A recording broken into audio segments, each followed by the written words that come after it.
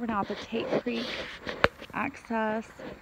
This is just right along Route 4, so if you're coming one direction though, you're gonna miss it just because you almost have to look behind you to see it.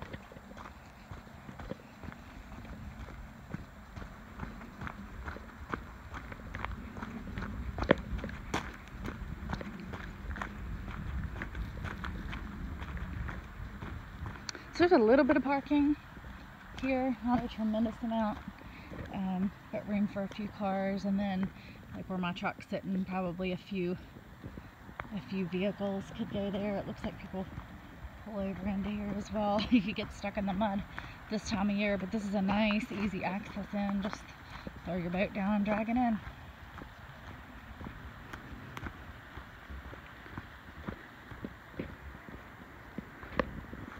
Ooh, almost slid in the mud. My work boots are getting super muddy today. Let's see here. They're not so bad.